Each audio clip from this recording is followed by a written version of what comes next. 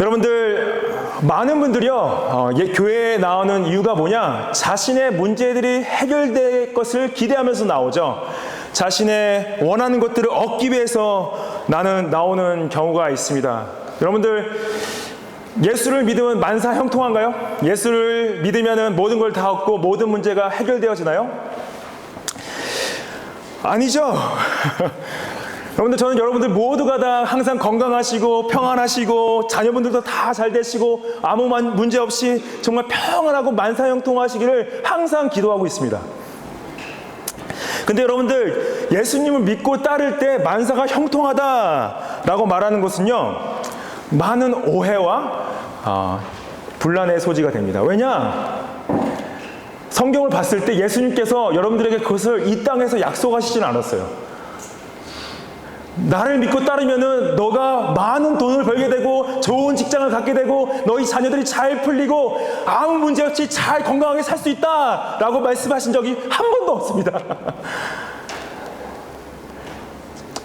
도리어 예수님께서요, 자신을 믿고 따를 때는 나의 이름 때문에 너희들이 미움을 받게 되고 고통과 고난을 받게 되고 괴로운 삶을 살게 될 수 있다 라고 말씀하셨어요. 여러분들, 그래도 예수님 따라가시겠습니까? 그래도 교회 나오시겠어요? 그래도 예수님 믿을 수 있습니까? 예수님을 믿는 목적이, 여러분들, 만약에 어떤 분이 여러분들한테 예수님을 정말 충분히 믿으시면은 모든 건강이 회복되어지고 질병이 치유되어지고 많은 돈을 벌게 될 것이고 세상에서 성공하며 떵떵거리고 살게 될 것입니다 라고 말하신다면은 거짓을 증거하시는 걸 수 있습니다. 그렇다면은 왜 내가 굳이 예수님 믿어야 됩니까? 내가 왜 교회에 나와야 됩니까? 나는 나의 문제를 해결받기 위해서 나왔는데 그 해결을 받지 못한다면은 내가 예수님을 믿고 따르는 목적이 무엇입니까? 라는 거죠. 근데 예수님께서 해결해 주신 진정한 문제가 있습니다. 그건 뭐냐면은 우리 죄에 대한 문제, 죽음에 대한 문제, 죽음 이후의 심판에 대한 문제를 해결해 주셨어요.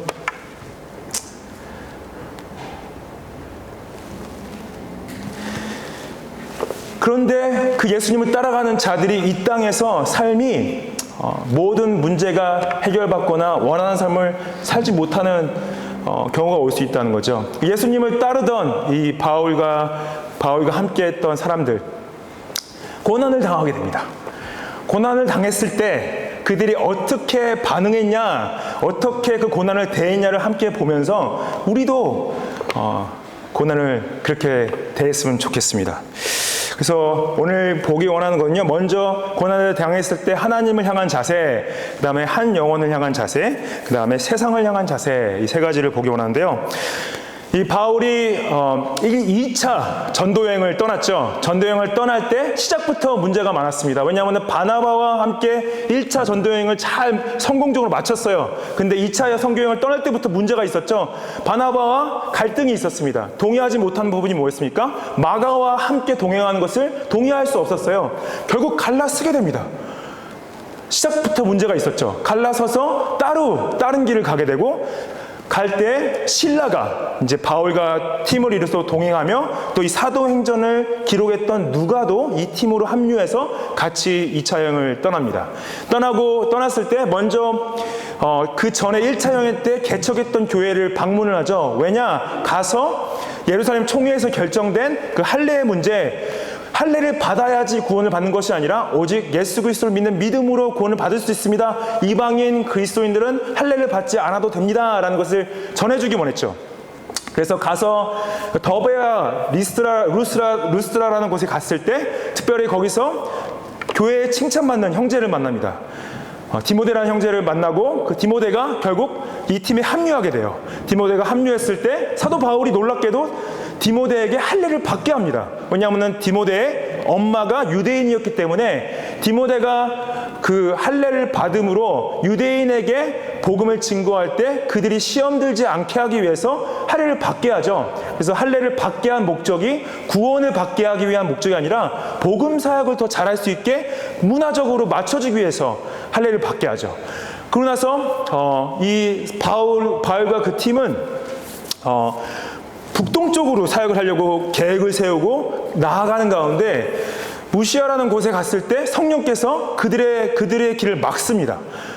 그들의 계획을 막고 성령께서 다른 길로 인도하기 원하세요. 그래서 드로아라는 곳에 갔을 때 이들이 함께 그 성령님의 인도하심을 기다리는 중에 바울이 환상을 봅니다. 어떤 환상을 보죠? 마게도냐 사람, 그리스 사람이 나타나서 말하죠. 마게도냐인이 나타나서 우리에게 와서 우리를 도우라라는 환상을 봐요. 그래서 그 바울과 그 선교팀이 그것이 성령님의 인도하심인 것을 확인하고 배를 타고 네아폴리라는 데 가죠. 네아폴리에 도착합니다. 그것이 여러분들 교회사 가운데 굉장히 중요한 역사적 사건입니다. 왜냐? 복음이 아시아에서 유럽으로 건너가는 첫 번째 사건이었고요. 그들이 그 네아폴리에서 빌립보로 내려갔을 때 그 빌립보에 처음 개척된 교회가 유럽의 제일 첫 교회가 됩니다. 그 네아폴리에서 빌립보에 갔을 때 그들이 강가에 가죠. 왜냐하면은 그 당시 모여있던 유대인들이 그 회당이 없을 때는 강가에 모여서 기도를 하기 때문에 거기 가서 복음을 증거하려고 그 강가로 가죠. 어떻게 합니까 그때? 근데 놀랍게도 그 유대인들과 함께 있던 이방 여인이었던 리디아가 복음을 받아들입니다. 뭐라고 말씀하세요? The Lord opened her heart. 주님께서 그 여인의 마음을 여셨다라고 그러죠. 그래서 바울이 복음을 증거했을 때 그 여인이 거듭나게 됩니다. 다시 성령으로 말미암아 태어나게 되고 예수 그리스도를 구주로 믿고 자신의 죄를 회개하고 세례를 받게 되죠. 세례를 받고 그 여인의 온 가족까지 다 세례를 받게 되죠. 그것이 빌립보 교회의 시작입니다. 그래서 이 열매를 맺는 걸 보고 하나님께서 역사하시는 걸 보죠. 근데 이 사도 바울과 그 선교팀이 빌립보에서 이제 계속 이제 하나님께서 이 지역에 복음 사역을 하기 원하시는구나. 그래서 열심히 복음을 증거하기 시작합니다. 그때 오늘 16절 말씀 보시면은 우리가 기도하는 곳에 갔다. 그 리디아를 만났던 그 장소에 다시 가는 거죠. 갔는데 점치는 귀신 들린 여종 하나를 만났다라고 그래요. 여기서 여종은 slave girl, 노예예요. 노예종을 말합니다. slave girl. 여종인데 이 여종이 귀신 들렸다. 근데 그냥 귀신이 아니라 점치는 귀신이라고 그래요. 그래서 spirit of divination, 귀신이 들렸는데 귀신은 마귀, 사탄을 말하죠. 귀신이 들렸는데 이 귀신은 fortune telling, 점을 치는 귀신이다. 그래서 미래를 말해주는 귀신이 들린 거예요. 여러분들 지금 우리나라에 점치는 분들 계시죠? 우리나라에 무당이 계시죠? 무당은 귀신에 들린 분들이죠. 귀신에 들린 분들이 있고 점치는 분들은 따로 계시긴 한데 이건 점치는 영과 점치는 귀신과 무당과 점쟁이가 합쳐진 상태죠. 근데 무당과 점쟁이 분들이 우리나라에서는 누구의 종은 아니죠. 돈을 본인이 버는 거죠. 점을 쳐주고 이 무당을 구술했을 때 자신이 돈을 버는데 이 여종은 주인이 있었어요. 그 주인들이 돈을 버는 거예요. 당시 만약에 무슨 운동 경기가 있다. 그러면 운동 경기 누가 이길 것인가 말해줘. 그래서 거기에 베팅을 하는 거죠. 그러면 베팅을 마치면 돈을 많이 벌게 되는 거죠. 아니면은 무슨 레이스가 있어요. 뭐 모르겠어요. 말이 달리든지 뭐 강아지가 달리든지 뭐가 달리는 레이스가 있으면 어느 강아지가 이길 거야 말해줘. 그럼 마치게 되면 돈을 많이 벌게 되는 거죠. 그래서 이게 여종이 주인이 한두 명이 아니었어요. 여러 명의 주인들이 있었고 이 주인들이 이 여종을 통해서 돈을 많이 벌고 있었어요. 이 여종이 얼마나 불쌍합니까? 왜 불쌍하냐? 영적으로 묶여 있었고 사회적으로 재정적으로 묶여 있었어요. 불쌍하죠? 근데 이 여종 안에 있던 귀신이 바울과 선교팀을 보면서 소리 지르기 시작합니다. 뭐라고 소리 지르냐? 17절 말씀에 이 사람들은 지극히 높은 하나님의 종으로서 구원의 길을 너희에게 전하는 자다. These men are servants of the Most High. 최고로 높으신 하나님의 그들의 종들로서 당신들에게 구원의 길을 전하는 사람들입니다. 여러분들 이게 귀신이 말하는 거예요. 귀신이 진리를 말하는 거예요. 사람들이 모르는 영적인 세계를 아는 이 귀신이 이 바울과 바울의 팀원들을 알아본 거죠. 근데 똑같은 일이 예수님께도 있었죠. 예수님께서 그 귀신 들린 자를 만났을 때 귀신이 말하죠. 예수님께 마가복음 1장 24절 보면은 나사렛 예수여, 우리가 당신과 무슨 상관입니까? 우리를 멸하러 왔습니까? 나는 당신이 누구인 줄 압니다. 당신은 하나님의 거룩한 자입니다. I know who you are. You are the Holy One of God. 하나님입니다. 그래요. 거룩한 하나님입니다. 귀신이.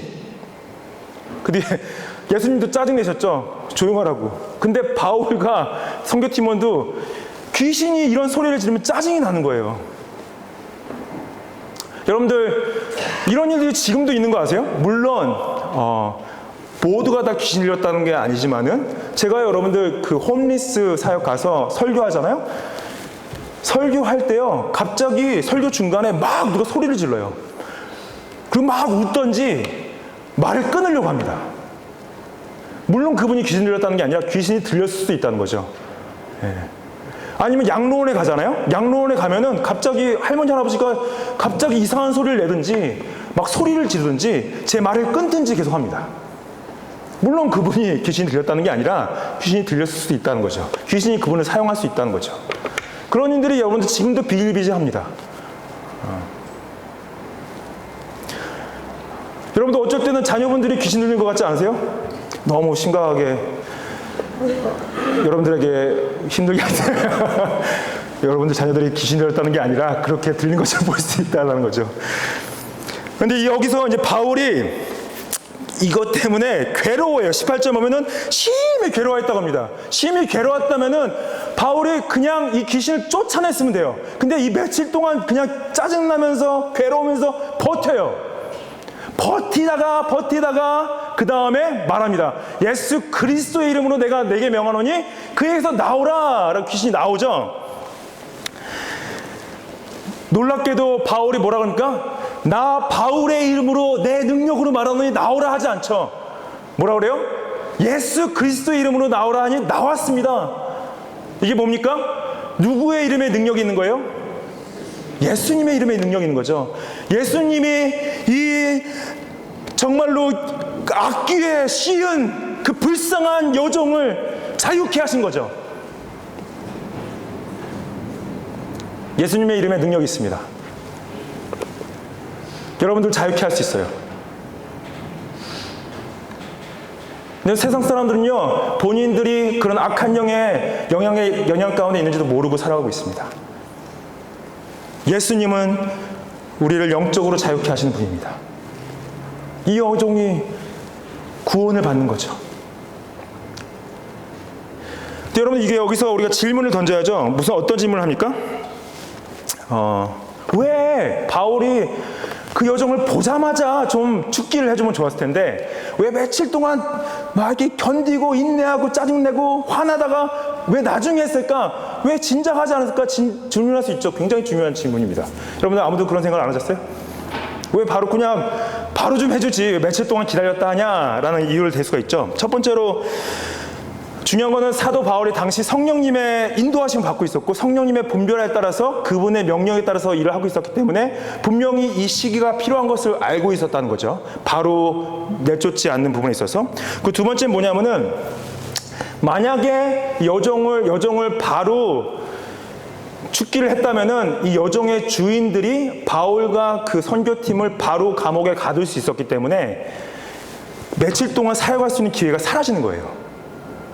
그래서 그 시간이 필요했던 거죠. 그리고 이 여종을 죽게 함을 통해서 감옥에 갇혀서 감옥 수가 구원받는 것까지의 하나님의 타이밍이 연결되었기 때문에 바로 죽게 하지 않고 이 며칠의 시간이 지난 동안 바울이 인내하고 견디고 짜증은 났겠지만은 힘들었겠지만은 이 시간을 복음 사역에 썼다는 거죠. 근데 이 여종의 주인들이 어떻게 합니까? 자신들의 수익의 소망이 끊어졌다고 봐요. 이 여종을 보고 와 잘됐다. 정말로 너 너무나 불쌍했는데 그 악귀에 씌어가지고 정말 거기에 붙들려서 불쌍했는데 거기서부터 자유하게 됐구나. 너무나 축하해. 너무나 기뻐해. 그렇게 하지 않고 자신들의 수익이 끊긴 거가 더 중요했던 거예요. 한 영혼이 구원받는 것이 아니라 본인들의 수익, 돈, 그게 더 중요했던 거죠. 그래서 어떻게 합니까? 바울과 실라를 끌어가요. They seized Paul and Silas. 그리고 장터에 관리들에게, 당시 장터라는 곳은 모든 공공기관이 다 있고 사람들이 모이는 곳이었습니다. 거기에 이 빌립보의 리더들, 룰러들, 관리들이 있었던 거죠. 그래서 말하되 20절 말씀에 사람들이 유대인인데 우리 성을 심히 요란하게 합니다 라고 그래요. 왜냐, 그들이 로마 사람이 우리가 받지도 못하고 행하지도 못한 풍속을 전하고 있습니다 라고 합니다. 이 사람들이 말해야 될 거 정직했다면 뭐라고 그랬냐면은, 이 사람들이 우리의 여종의 귀신을 쫓기 위해서 더 이상 우리가 돈을 벌지 못하게 됐습니다 라고 그런 거예요. 그렇게 말했어야 되는데, 이 사람들이 우리가 받지도 행하지도 못할 풍속, 복음을 전하고 있습니다 라고 하는 거예요. 거짓말쟁이들이죠. 돈이 자신들의 근본 원인임을 뒤로 감춥니다. 근데 이게 놀랍게도 여기서 반응 사람들이 어떻게 하냐, 22절 보면은 무리가 일제히 일어나요. The crowd joined them.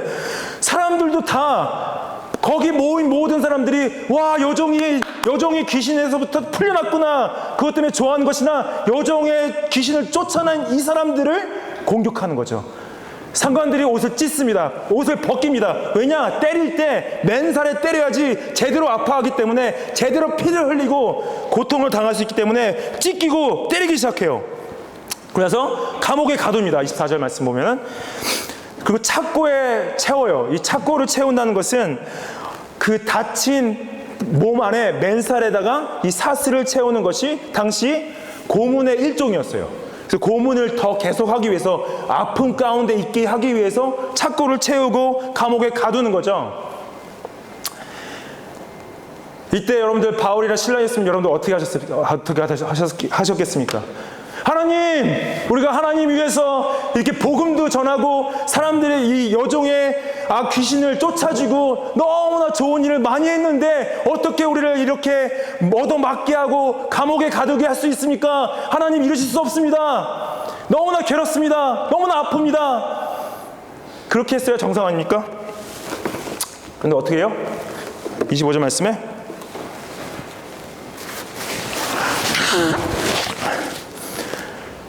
바울과 실라가 기도합니다. 하나님 찬송해요. They are praying and singing hymns.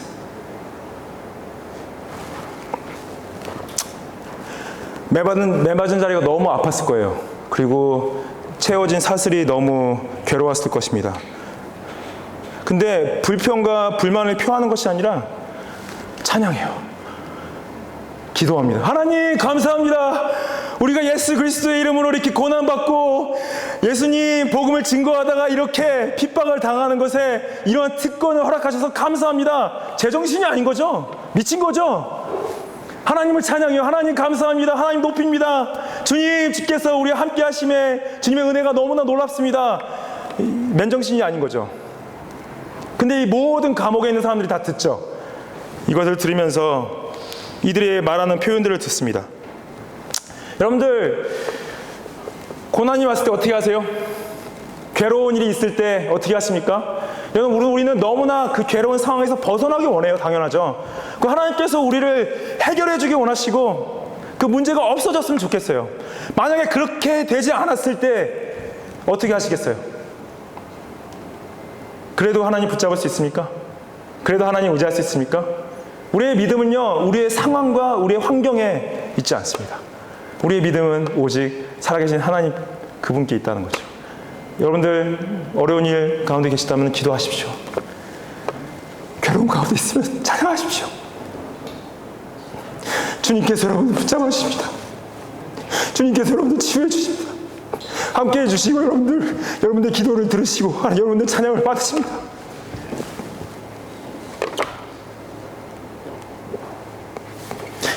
그 기도하고 찬양하는 중에 놀라운 하나님의 초자연적인 역사가 일어납니다.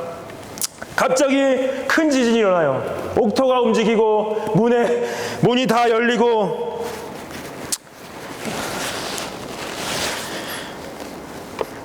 모든 것이 다 벗어집니다. 성경에서 지진은 여러분들 반복적으로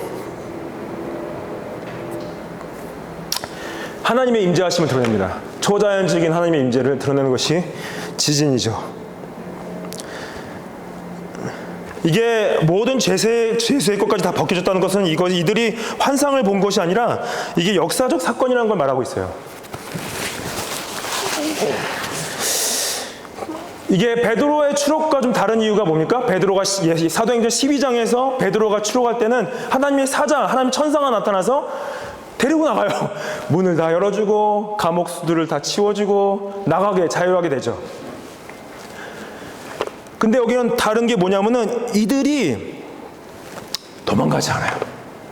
사도 바울과 실라만 도망가지 않는 것이 아니라 놀랍게도 감옥에 갇혀있던 모든 죄수들이 떠나지 않고 그 자리를 지키고 있습니다. 여러분들 어떻게 하시겠어요? 우와, 문이 열렸네. 제 사슬이 다 풀렸네. 와, 도망가자 라고 하시 그 정상 아닙니까? 놀랍게도 근데 가만히 있습니다. 그 다음 이제 27절 말씀 보시면 죄수가 일어나요. 옥문들이 열린 걸 보죠. 그리고 죄수들이 도망간 줄 생각합니다. 그리고 자결하려고 해요. 칼을 빼듭니다. 왜 그랬냐? 당시 로마법이 만약에 감옥에 갇혀있던 죄수들이 도망치게 되면 그 죄에 대한 책임을 감옥의 간수가 지게 돼 있어요. 그래서 간수가 죽음을 당하는 캐피털 퍼니시먼트를 받게 됩니다. 그래서 어차피 죽게 될 바 자신이 그냥 자결하는 게 낫겠다고 생각한 거죠.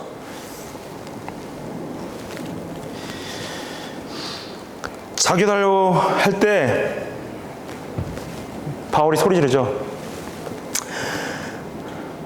Stop! 멈추라! 내 몸을 상하게 Do not harm yourself. 우리가 다 여기 있다. 너 자신을 죽이지 말라라고 그러죠. 너무나 놀랍니다, 간수가. 그래서 등불을 달라고 하고 뛰어 들어가죠. 그리고 바울과 실라 앞에 엎드립니다. 왜 그 많은 죄수들 중에 바울과 실라 앞에 엎드렸을까요?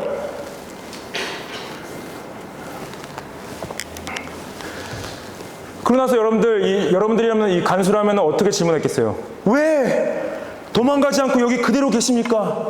왜 이 다른 죄수들은 도망가지 않고 다 같이 이 감옥 안에 그대로 있습니까? 문이 다 열려있고 사진이 다 풀렸는데 왜 도망가지 않고 있습니까? 그게 먼저 나와야 될 질문 아니에요? 근데 여러분들 간수의 질문이 의외입니다. 왜 어떻게 이런 질문을 하지 할 수가 있어요? 뭐라고 하냐? 내가 어떻게 하여야 구원을 받으리까? What must I do to be saved? 네.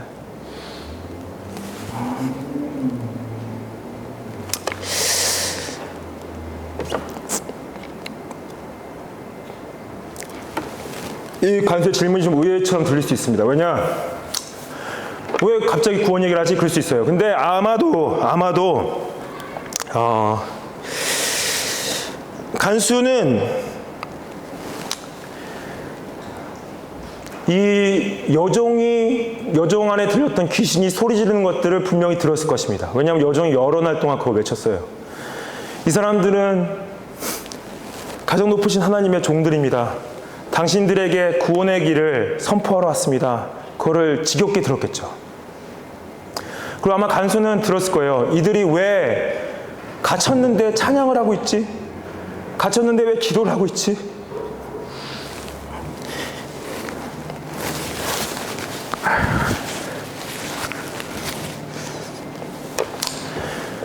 그 찬양의 내용과 기도의 내용을 들었을 것입니다. 그 자신의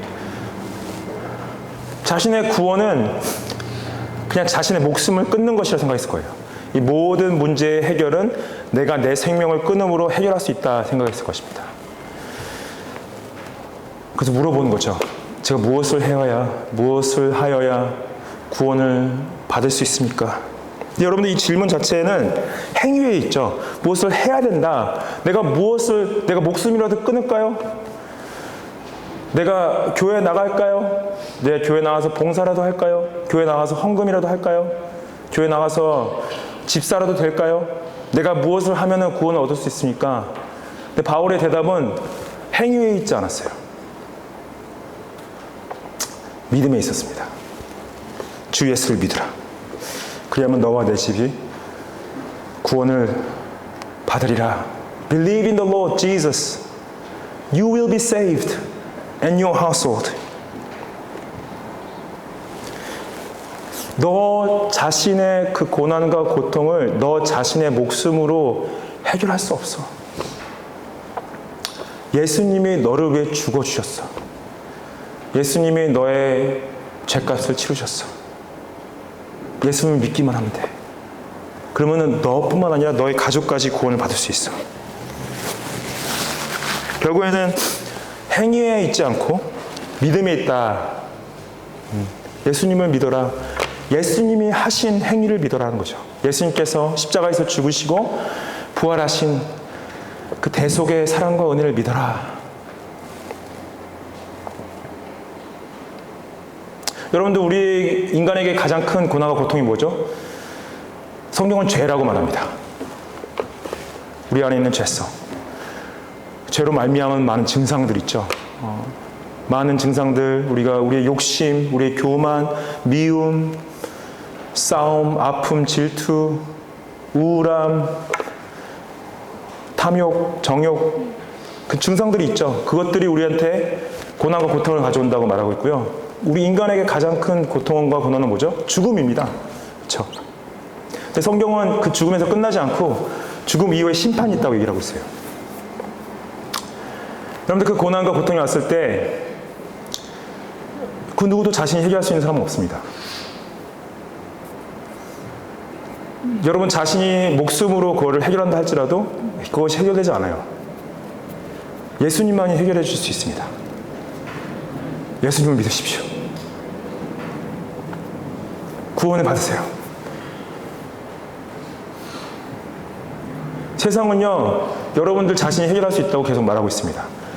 자신의 능력과 자신의 재산과 자신의 성취와 자신의 성공으로 자신을 구원할 수 있다 계속 얘기하고 있죠. 사단이 속이는 것입니다. 여러분들 자신을 구원할 수 있는 사람은 아무도 없습니다.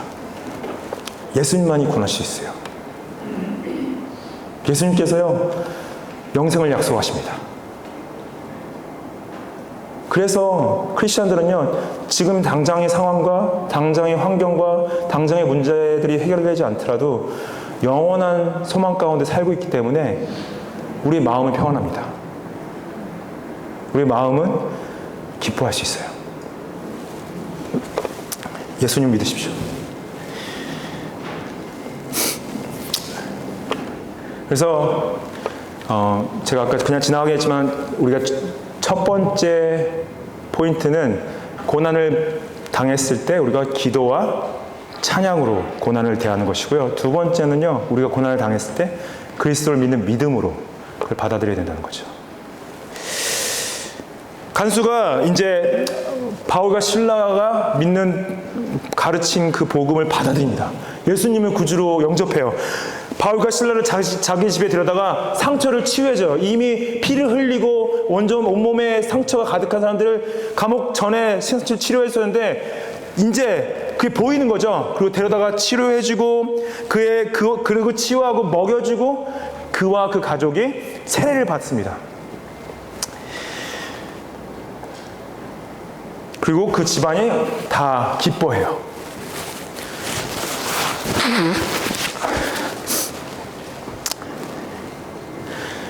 그 다음날 아침이 됐습니다. 여러분들, 간수가 이제 이 사람들을 놓으라는 명령을 받아요.